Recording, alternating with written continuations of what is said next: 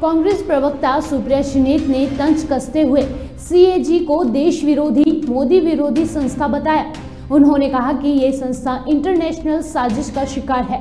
इस संस्था ने पिछले कुछ ही दिनों में एक दो नहीं बल्कि 7 बड़े घोटालों का पर्दाफाश किया है। पीएम मोदी इस संस्था पर ताला लगवाए और इनके लोगों को जेल में डालने का काम करें। शुरू में करूंगी 7 घोटाले। एक पहला है भारतमाला प्रोजेक्ट से करीब 70-75 हजार किलोमीटर की सड़क बननी थी और इसका पैसा CCA, cabinet committee on economic affairs, जो आर्थिक मामलों की कैबिनेट कमेटी होती है जिसकी अध्यक्षता स्वयं प्रधानमंत्री करते हैं, उन्होंने इसका फंड दिया था। और फंड ही नहीं दिया था, वो इसमें पैसा खर्चा कैसे होता है उसकी निगरानी भी करते हैं। इसमें जो भी टोटल, और इसके हम आपको प्रेस रिलीज में सारे फिगर्स दे रहे हैं, इसमें 15 करोड़ 37 लाख रुपए पर 1 किलोमीटर सड़क बननी थी। इन लोगों ने बढ़ाकर 32 करोड़ 17 लाख कर दिया, दुगने से भी ज्यादा। और ये पीएम की निगरानी में सीसीए की नाक के नीचे भारत सरकार के आंखों के सामने हो रहा था। सिर्फ पैसा ही नहीं दोगुना किया गया, इसमें और भी बड़ी धांधलियां सामने आई हैं। इसमें पता चला है कि फर्जी दस्तावेजों के आधार पर बिडर्स का चयन हो गया। बिडिंग प्रक्रिया में बड़ा फर्जीवाड़ा सामने आया है। विस्तृत परियोजना रिपोर्ट पर काम भी नहीं हुआ। एस्क्रो अकाउंट से करीब 3,500 करोड़ रुपए का हेरफेर हुआ। और सबसे बड़ी बात यह है कि इसके किसी भी जब रोड बनता है तो एक सेफ्टी कंसल्टेंट रखा जाता है कि आपके और हमारे जैसे लोग जो इस देश के नागरिक हैं जब सड़क पे चलें तो सुरक्षित रहें। सरकार ने यह भी जरूरी नहीं समझा। भारतमाला के कितने ही हिस्सों में एक भी सेफ्टी कंसल्टेंट नहीं है। तो अगर आप भारतमाला की किसी सड़क पर चल रहे हैं करीब 70,000 किलोमीटर की, तो अपनी जान की, अपने माल के, अपने खुद के रखवाले आप हैं। सरकार की जिम्मेदारी नहीं, क्योंकि उनके पास सेफ्टी कंसल्टेंट रखने का टाइम ही नहीं था।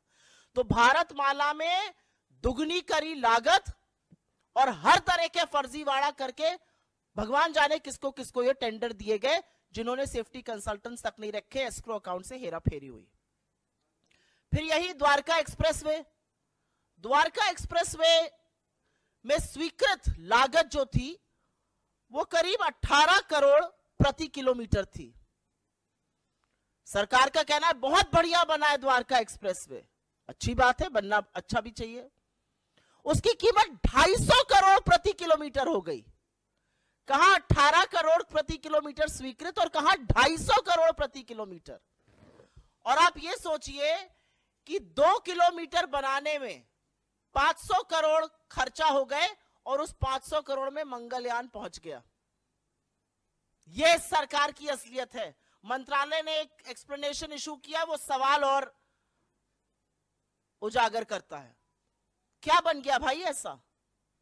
कौन सा ऐसा विश्व का 8वां 9वां अजूबा बना जिसकी कीमत 18 करोड़ से बढ़कर 250 करोड़ प्रति किलोमीटर हो गई?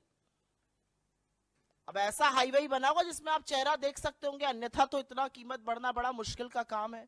महंगाई की वजह से इतनी कीमत बढ़ नहीं सकती है, क्योंकि एस्केलेशन कॉस्ट उसमें होती है। तो ये कमीशन खोरी है, किसने पैसा खाया इसमें? तीसरी, टोल में लूट। आप सब लोग तो खूब टोल देते होंगे आते जाते वक्त। अगर दिल्ली से मुंबई आज जाना हो तो 6,000 रुपए का तो आप टोल ही दे दीजिएगा सड़कों पर। और मजाक नहीं कर रही हूं, जाकर देखिएगा 6,000 रुपए का टोल दिल्ली से मुंबई अगर आपको दूरी नापनी है सड़क से।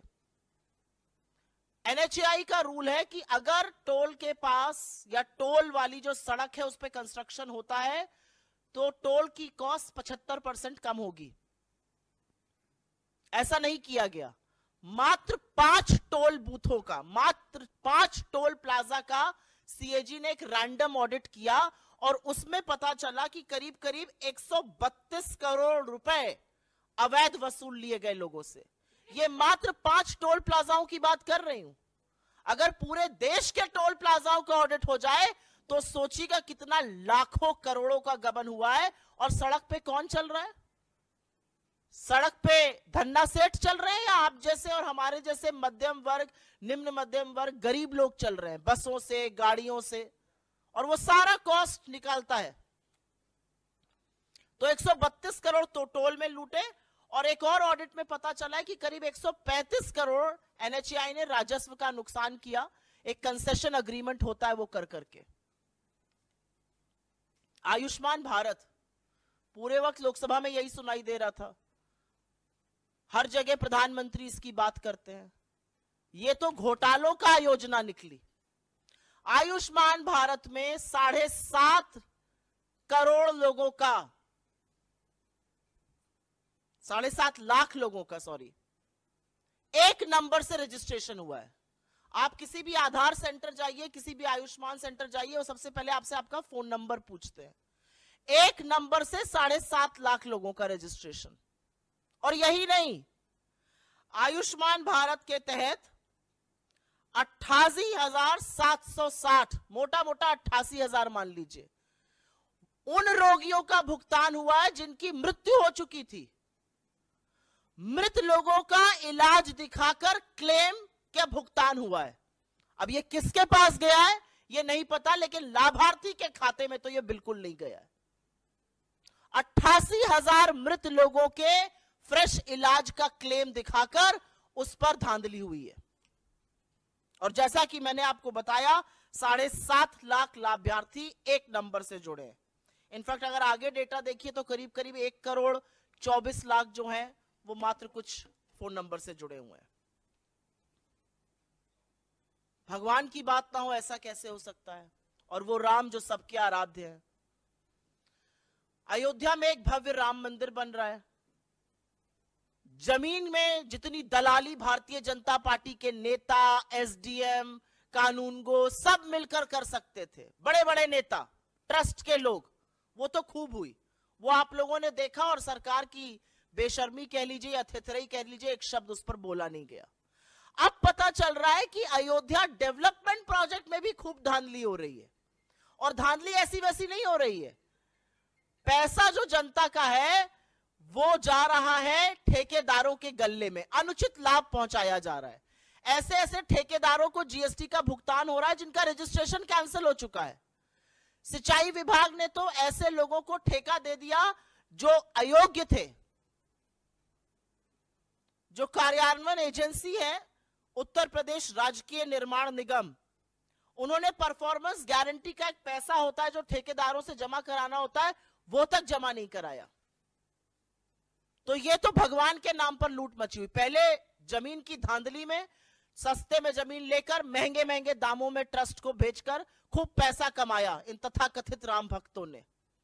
हमारे आराध्य को, हमारे ईश्वर को भी नहीं छोड़ा। और अब उसी अयोध्या डेवलपमेंट प्रोजेक्ट में बड़ा घोटाला सामने आ रहा है कि करीब करीब 20 करोड़ रुपए तो ऐसे ठेकेदारों के गल्ले में गए जो अयोग्य थे। रजिस्ट्रेशन कैंसिल, जीएसटी का भुगतान आ रहा है। ग्रामीण विकास मंत्रालय, रूरल डेवलपमेंट मिनिस्ट्री, ये छठा घोटाला सामने आया है। क्या कहता है ये घोटाला? इसमें पेंशन का एक प्रयोजन होता है। वो पेंशन किसको जाती है? वो पेंशन जाती है वृद्धा पेंशन, विधवा पेंशन और विकलांग पेंशन। हर गांव में अगर आप आज की तारीख में चले जाइए तो आपको 10 लोग ऐसे मिल जाएंगे, वृद्धा, विकलांग, वृद्ध मिलाकर, जो कहेंगे हमारी पेंशन नहीं आ रही है। किसी भी जगह चले जाइए वो कहेंगे हमारी पेंशन नहीं आ रही है। फिर हम उनको दिलासा देते हैं कि हम कुछ करते हैं, फिर हम डीएम को चिट्ठी लिखते हैं, फिर डीएम कहता है कि नहीं ऐसा आवंटित फंड कम हो गया है, क्या किया जाए। ऐसा तमाम जगह होता है, एटलीस्ट जहां जहां मैं जाती हूं वहां जरूर होता है। अब पता चल रहा है ऐसा क्यों हो रहा है? क्योंकि जो वृद्धा पेंशन, विकलांग पेंशन, विधवा पेंशन का पैसा है वो सरकार दूसरी योजनाओं के प्रचार प्रसार में खर्च कर रही है। सीएजी की रिपोर्ट से यह सामने आया है कि सरकार ने इस पैसे से होर्डिंग लगवाए ग्राम समृद्धि स्वच्छ भारत पखवाड़ा के 19 राज्यों के हर जिले में। जो पैसा एक विधवा के खाते में जाना चाहिए था, जो एक विकलांग के खाते में जाना चाहिए था, जो एक वृद्ध के खाते में जाना चाहिए था, उससे 19 राज्यों के हर जिले में होर्डिंग लगाए गए स्वच्छ भारत पखवाड़ा के। और अंत में एचएएल को भी घसीटा है सीएजी ने विमान इंजन की डिजाइन प्रोडक्शन की खामियों का गंभीर आरोप लगा है, जिससे करीब राजस्व को 154 करोड़ रुपए